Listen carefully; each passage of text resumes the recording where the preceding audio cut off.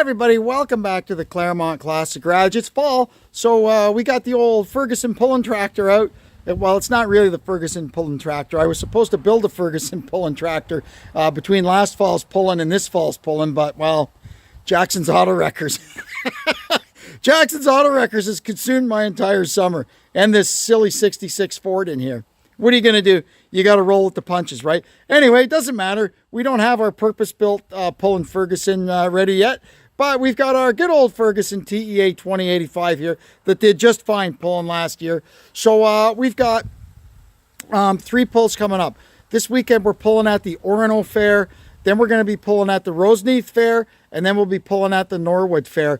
Weather permitting, of course, we get all 3 of them in, right? All right, it's in the box, ready to go. All right, we're weighed in. Now we got to go get signed in. So there's a great tractor show here. Look at all these Minneapolis Molines. All kinds of them. We'll just walk down the row here. There's a few empty parking spots because some of them are over getting weighed in. They're gonna go in the tractor pull. We'll just walk up and down the rows here.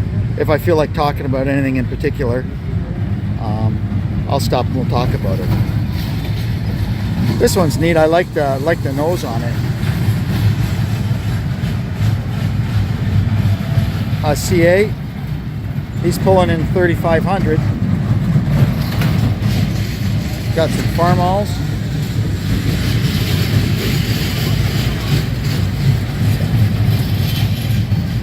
Demonstrator, that's cool.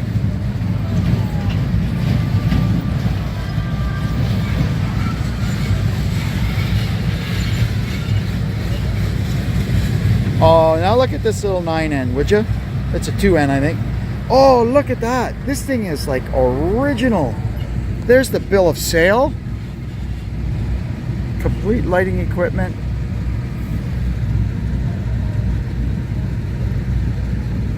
June 24th, 1947. So it's a 2N. Somewhere along the line it's gotten it looks like an 8N exchange engine put in it. But, well, that happens, you know. You can see it's got a Sherman overdrive. Is that on the bill of sale? Is that on the bill of sale or was that added later? Oh yeah, including step-up transmission, step plates, air cleaner extension, bumper, and complete lighting equipment. That's pretty cool. And she was $1,317.79 out the door. Wow. That is cool. I like that. So this here, folks, this is what they look like when they've never been touched. That is beautiful. 48 8N. Let's see if we can determine if it's an early. Oh, another one from Durham Motors. This one was $1,488.70 out the door. That's awesome. So it's a little bit later one. It's not an early 48. You can see there by now they've got the 8N cast. So this is the kind of updated 8N engine block, whereas the earliest 1948 8Ns that were built in the summer, starting in the summer of 1947, they used the 2N engine as a direct carryover with no modification. You can see here this one was cast on ABC March the 15th of 1948. Here's another adorable little Ford 2N. Wow, there's all kinds of them here. Yeah, that's nice. Another 8N. Oh, side distributor. I know, I was just walking up and down the rows and oh, this one's got a combo in it. Very nice. Look at all these Alice. Lots of Alice.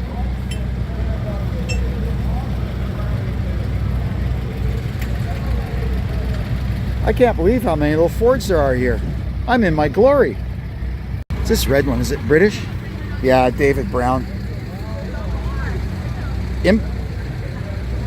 Emblematic live drive. That's cool. Got another side distributor 8N. Another side distributor 8N. Wow. Lots of those here. These two are beautiful. Yeah. Deer. Alice B. A Case VA. WD. That's beautiful. Wow.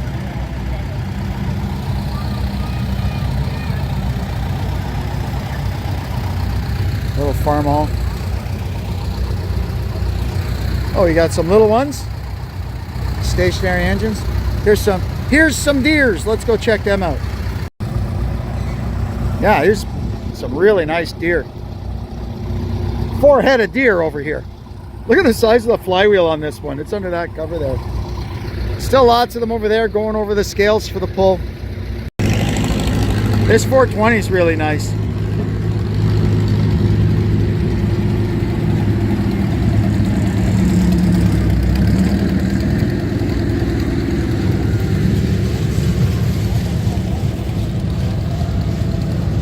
I like this one, the size of it, it's nice. It's a John Deere Model M, 1945 the sign says.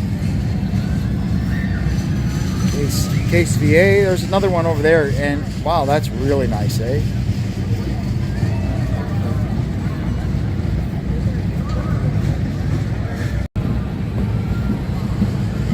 Lots of cockshuts.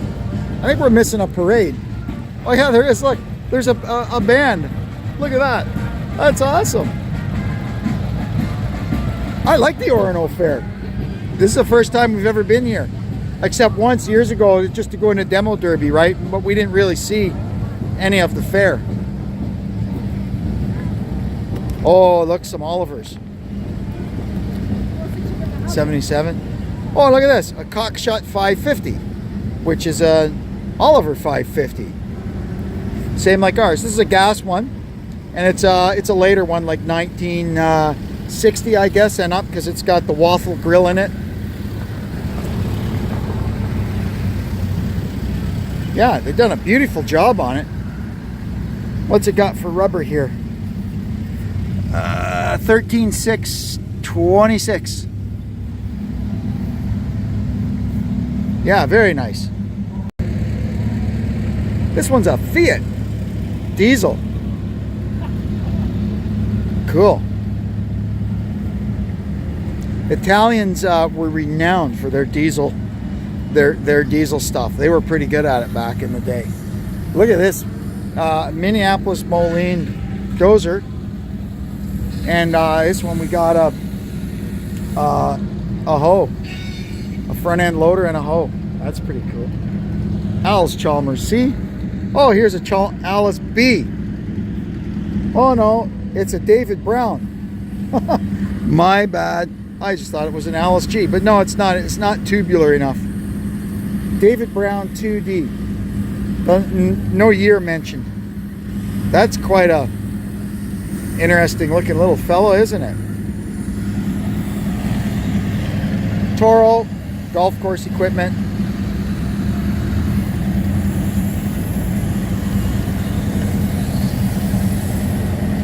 '54 Ford. Now this is a different Cockshut 550. Different from the one we looked at over there.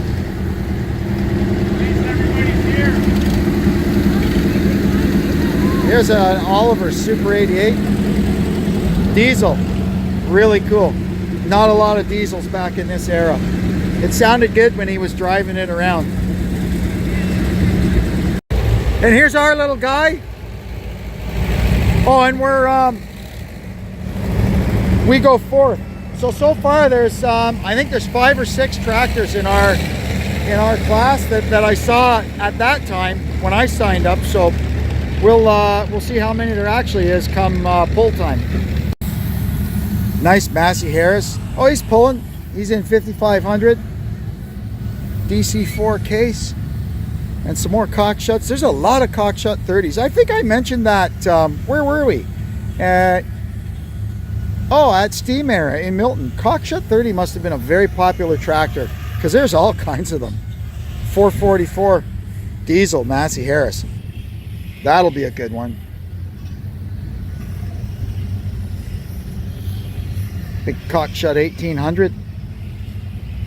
And unlike the little ones where this is a piece of plastic, I don't think it's a piece of plastic on this one. That's cast iron. Cockshut 40. Cockshut Deluxe 35. That's nice. 770. Yeah, that's kind of similar to its Oliver. Oh, look, another Cockshut 550. Didn't we just look at one on that side? Well, here's another one. Just as nicely done, too. Wow.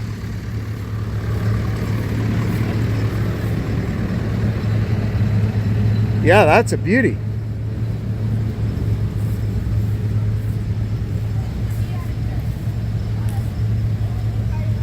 These Olivers are beautiful. A 66, a 77, and an 88. What's the bet? They all belong to the same fellow. Yep. That one's got a ribbon on it. Beautiful.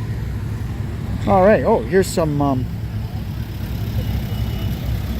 lawnmowers. Now the little Jacobson that we had one that was Jacobson, one that was a Ford. This is the Minneapolis Moline version of the exact same tractor. Jacobson made them for everybody. Some old John Deere lawn tractors. Toro wheel horse, 1990. That's pretty cool. We're at the point in the world now when stuff from 1990 is old. Oh man, that makes me old.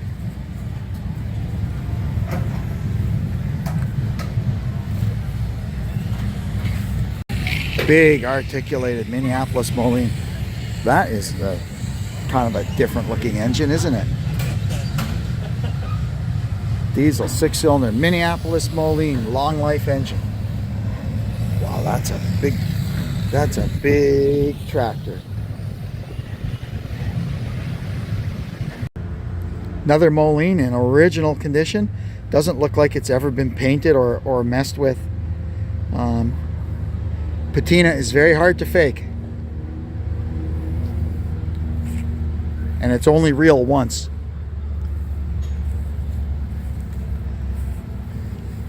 An early 35 gas one.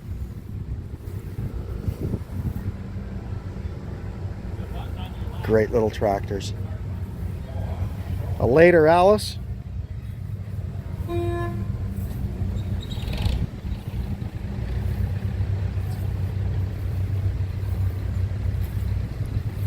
D14, that's a nice tractor. And another Oliver. I can't believe there's a lot of Olivers here too. And that's about it. I guess next thing is to get, we'll have a driver's meeting in a few minutes. And then 2700 R class is the lowest weight, so we'll be on deck first, I guess. And then we'll see you after. And then this nice little Chevy Roadster showed up. 1930 it says on the license plate. Like it's got a 1930 license plate on it, so I'm guessing it's a 1930. Yeah, he's got year of manufacture plates on it. That's cool. 1930 Chevrolet Roadster. Man, I missed this one. Look at this, a 2N with a flathead V8 in it. And not quite sure how they've done the fuel tank. It's just probably, it's just got a little one in there just for moving it around. The ones that the Funk Brothers made, of course, they had an extension that lifted the hood up so they could keep the fuel tank in it because, well, I mean, for working it, you needed a little more than a gallon of fuel in it, right? But, I mean, this thing hold enough to move itself around. Pretty cool. So today we'll be pulling the Executioner. We watched this last night at the Uxbridge Fair. And today it's over here at Orono.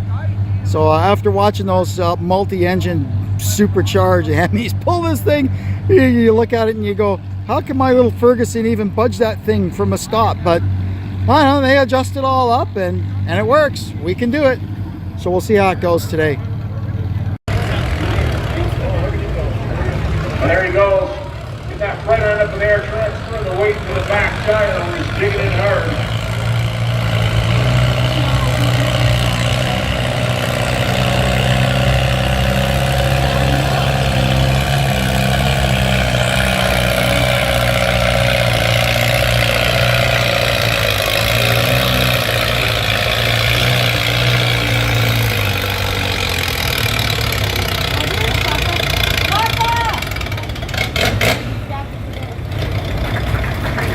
We pulled 174.3 feet.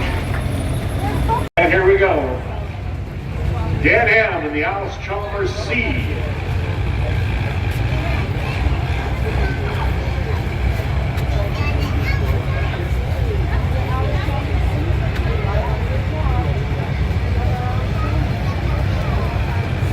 Slow steadies, lots of torque in these little tractors.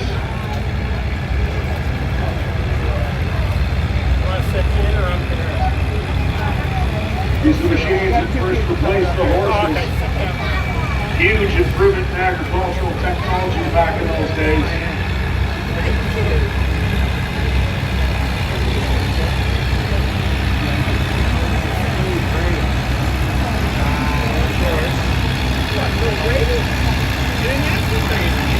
See Dan leaning back just to get a little more weight behind the rear axle.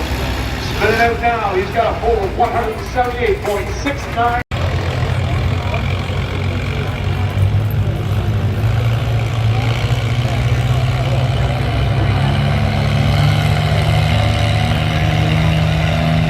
We got Chris Haas in the 1950 International Super A Industrial. The tractor block of Roger Cochran. No, this is Simon Hamilton. Sorry. Was not paying attention. Trying to do the second one of his almost Chalmers B tractor.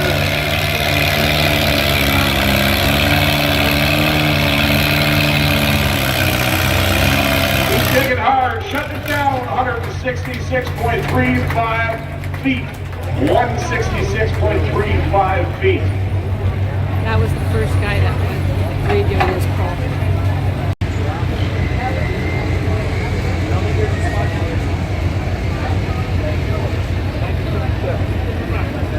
Now we've got Chris Haas, the 1950 International Super A Industrial, previously owned by Roger Cochran out of Bowmanville, hooking up to the sled. We got a green light.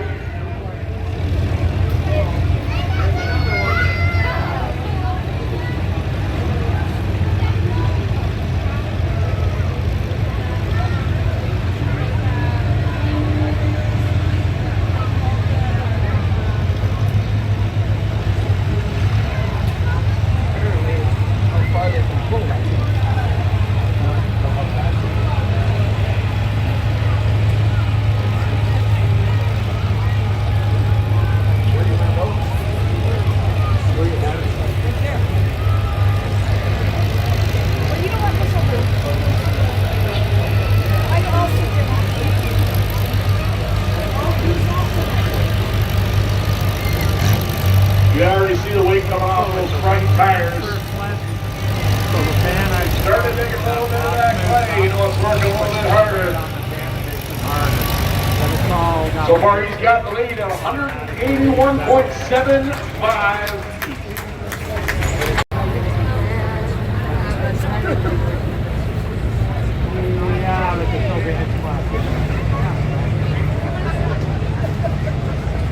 So the speed limit makes strong and weak tractors closer together.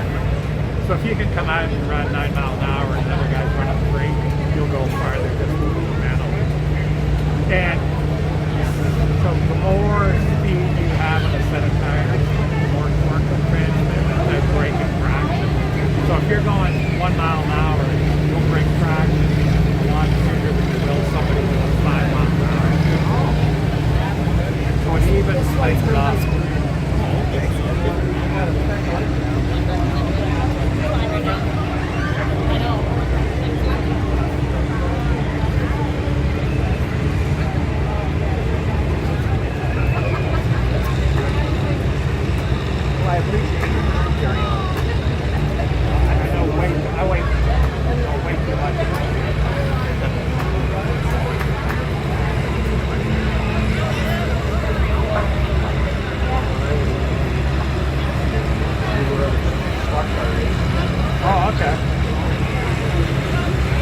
We've got Kevin Strutt running his 1952 Ferguson T2085.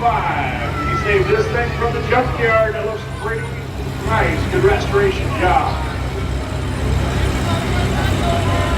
So these drop air pressure, those back tires, get a little more bite. You can see that in the sidewalls. He's got the lead at 202.85. 202.85.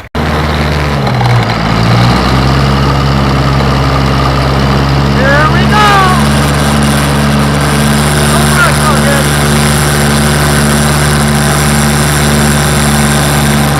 Looks a little messy over there, so we're going to try and stay over here. This thing's still got too much weight on the front. I got to work on that. But so far, so good.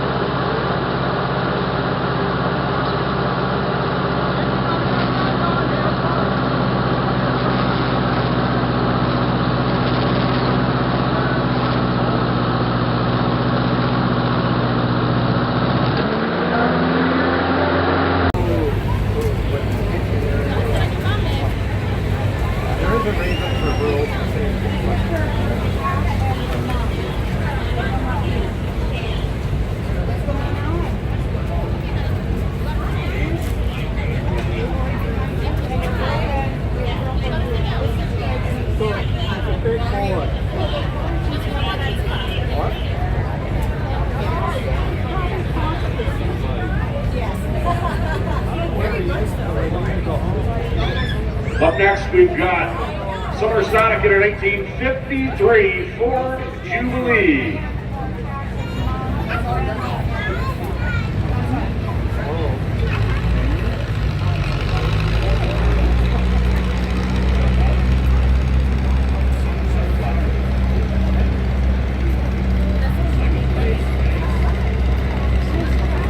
This is by far the biggest project.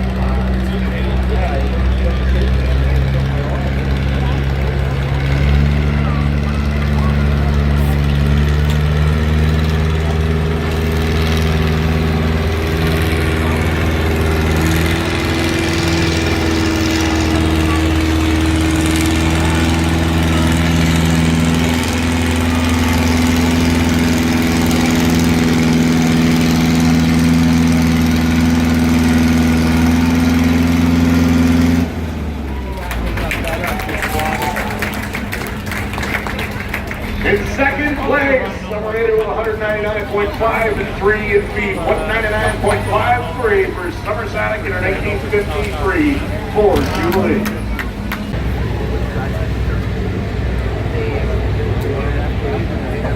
And another 1947 Alice is Rachel Harris, Harris Farms. We still got to move them into the highway traffic act. They can't make us wear a seatbelt for health and safety. We are fairly wide. We're not restricted over There's still a rule in there. You don't need to secure these spots of water, but if it comes off, you're responsible for it. So it's the same difference. And that was loose water. It doesn't say you don't have to touch it.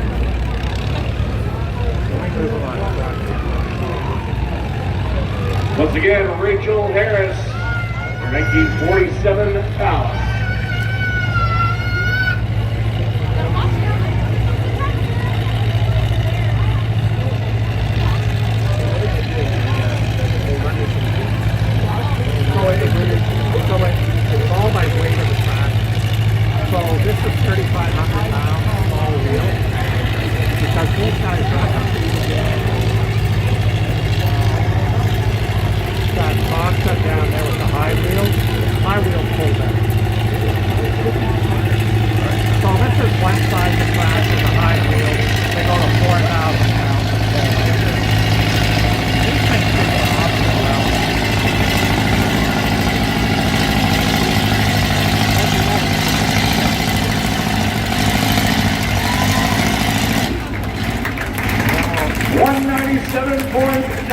195, putting her in third place.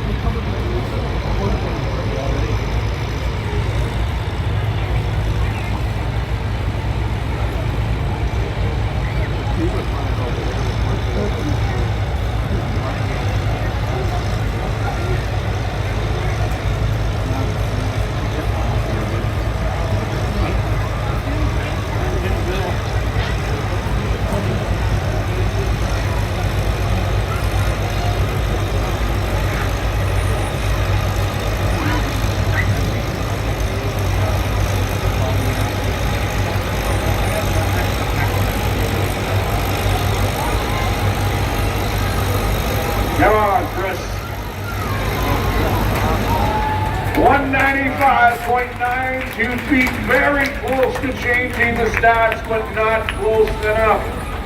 Rachel Harris remains in the third place, 197.95, followed by Summer Sonic in her 1953 Ford Jubilee with 199.53, and the number one place taker is Kevin Struck. It is 1952 Ferguson T2085 with a ball of 202 feet and 35. So it was a close battle, but the old Ferguson came in at the top of the heap today. We went 202 feet. Second place was 199 and third was 197. It doesn't get any closer than that, right? All these different kinds of tractors, all totally different layouts, and they all pull within 5 feet of each other. That is absolutely amazing. So now we've gone up, we've earned the right to compete in the 3,500 pound class, although we can't compete for an award. It's exhibition only up in their class, but that's all right. We get to take another trip down the track, right? So the 3,500s are going now, and apparently there's lots of them. So the guy told me to just get comfy and hang out for a while. They'll let me know when it's time for me, because I go last because it's just an exhibition run. Front wheels are starting to bounce. That means there's not a lot of weight there. It's all transferred to those back big work tires. Doing really well steering this thing to 120.56 feet. From Margaret McCain in 1953 in Minneapolis. Nobody runs low this tire. There's a top tire. Nobody uses a top tire. Well, I know with this one you can't run with the tires.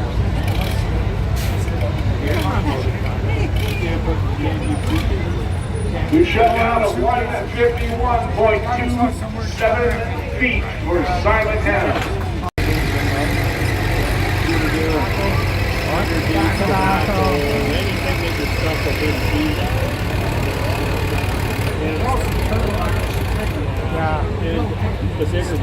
They're stalling with a pull of 173.89. So the road ran down between the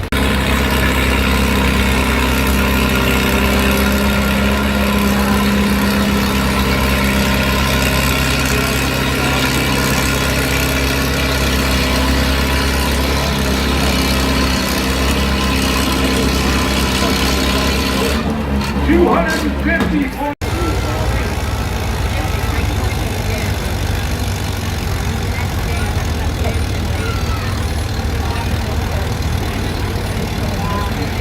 You got this, Simon. Hart second place for 197.43. Okay, you can walk that thing in the first place. Colin Moore. Solid second place with 143.20. The wide static on this 1946 Ford 9 and 60.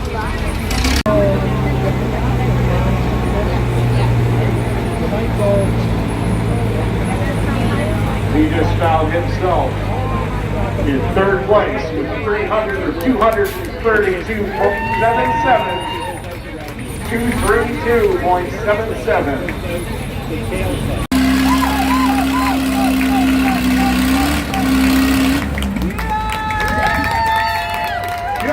snuck into first place with 250.88. Bucky Brooks down to at 250.3.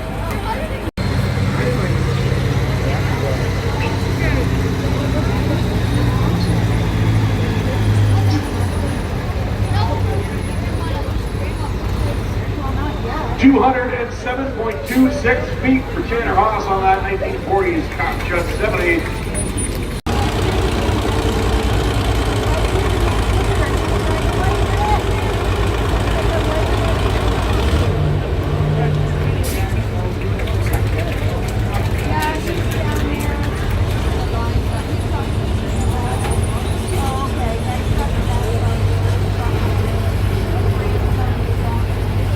$210.64 feet.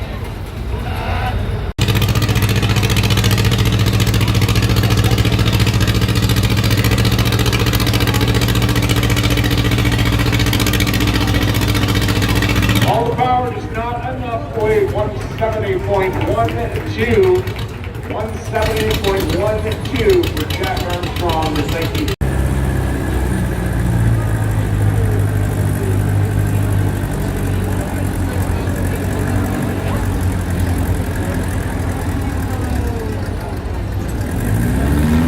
Into the ball, 175.53 feet, 175.53. So the winner of the 2700 class is moving up to try his luck here.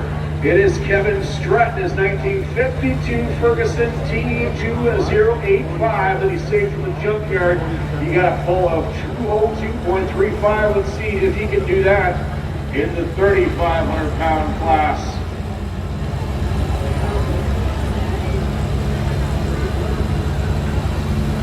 So that was a late change. There still could be a change to the class standings here if Kevin can take the lead.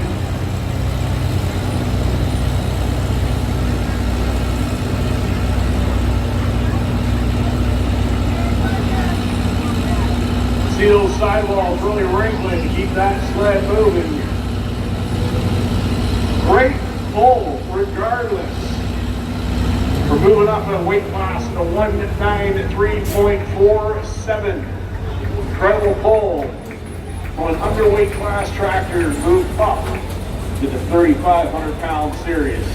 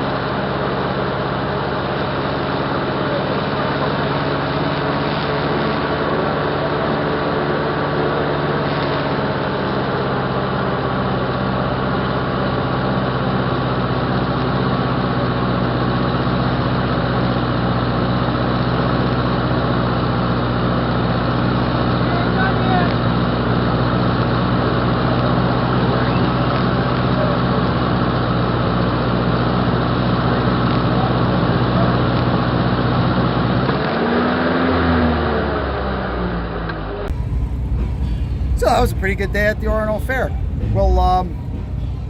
We'll remember this day. It was great, man. The old Ferg did us proud, and it did okay when we moved up to the next class too, which there was a lot of tractors in that class, and a lot of them with 10 or 12 more horsepower than this thing has, and they had 700 pounds more weight sitting on top of that horsepower. And this whole thing, well, it didn't finish last, so anyway, that was great. And above everything else, this is a great fair.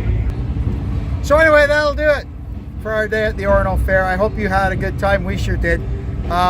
Anyway, I'd like to thank you as always for tuning into our little channel here. Hope you'll come and see us again. And until then, I'm Kevin saying so long for now. If you like smoke.